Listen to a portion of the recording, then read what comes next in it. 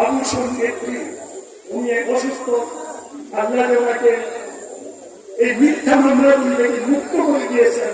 আমরা শুকরিয়া আদায় করি, ওনার জন্য দোয়া করবেন, আল্লাহ ওনাকে সুস্বাস্থ্য নিয়ে আর আমাদের অহংকার, আমাদের গর্বের ধন তারেক জিয়া সাহেবের সঙ্গে দোয়া করবেন, আল্লাহ আত্মাকে ওনাকে দেশে এনে সুন্দরভাবে আমাদের দায়িত্ব নিয়ে দেশ পরিচালনার তৌফিক দান।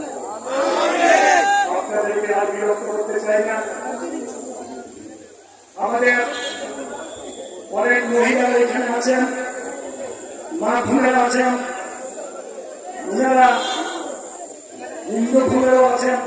আর বিশেষ করে আমি একটা কথা বলি, দেখেন মনে কষ্ট নেন না, হিন্দু ভাইয়েরা মুরাদনগরে আমি যখন পার্টিতে ছিলাম দেখলাম যে ওনারা আমার জন্য মানব বন্ধন করেছে।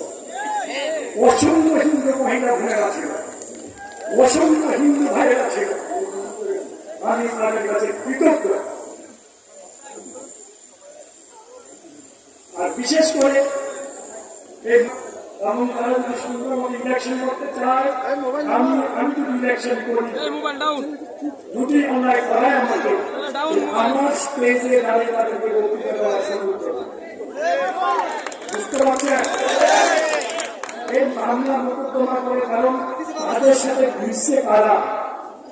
এমন একজন বিদেশে যিনি বিএনপি করেছেন, যিনি জাতীয় পার্টির নির্বাচন প্রতীক নিয়ে নির্বাচন করেছে, জামানত বাজেয়াপ্ত হয়েছে, আওয়ামী লীগ করেছেন, ইউসুফ আব্দুল্লাহ আলমকে পাশ করার জন্য আহ্বান জানান করেছেন এবং গণ অধিকার পরিষদ উনি করেছেন। এই সমস্ত লোকেরই এখন ওখানে গেছে। তাদের একটাই পরিকল্পনা, যে পরিকল্পনা ইউসুফ আব্দুল্লাহ আলম করেছিল, আমাকে মেরে ব্রিকফিল্ডের আগুনে পুরাই দেওয়ার পরিকল্পনা আমাকে গুলি করেছিল, গুলি করে মেরে আমাকে ব্রিকফিল্ডের আগুনে পুরাই দেওয়ার পরিকল্পনা ছিল। আল্লাহ আমাকে পাঠিয়েছিল। তাদেরই একটা অংশ এই নতুন করে আসে। তারা এখনো চেষ্টা করতেছে আমাকে দুনিয়া থেকে বিদায় করার জন্য। কেউ আমাকে দুনিয়া থেকে বিদায় করতে পারে না। দেখছে যে আল্লাহকে ভালোবাসা রাখছে, কেমনি আবার আপনার বললে এসে একটা অ্যাপ্লিকেশন লাগবে না, একটা দরখাস্ত লাগবে না, কোথাও যেতে হয় না। আল্লাহ খালাস করে দিয়ে মুরাদনা করে নিয়ে আসছে। আমার আল্লাহ সব। আপনারা দোয়া করেন, আমি শরীরটা একটু ভালো হলে আপনাদের ইউনিয়নে একদিন এসে থাকবো, রাত্রে অবস্থান করবো, আপনাদের সাথে কথা বলবো, মা বোনদের সাথে কথা বলবো, হিন্দু ভাই বোনদের সাথে কথা বলবো।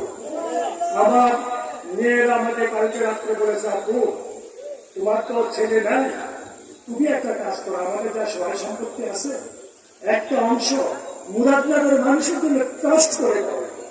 কারণ তারা তো ওনাদেরকে বলছে আমার নাকি দালাল। আমি ওনাদেরকে অনেকে চিনিও না, আমি বুঝিও না।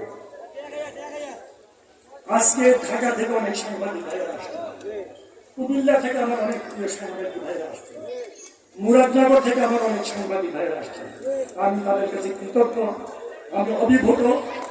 আমি আপনাদেরকে সবিনয় এটুকু বলতে চাই, আমি কাইতবার যদি আপনাদেরকে কাজে রাখতে পারি আমাকে হুকুম করবেন, আমি খুশি হব। আল্লাহ শুকরিয়া আদায় করে, আল্লাহ শুকরিয়া ছাড়া কোনো উপায় নেই, আদায় করে আপনাদেরকে ধন্যবাদ দিয়ে আমি আমার বক্তব্য শেষ করছি।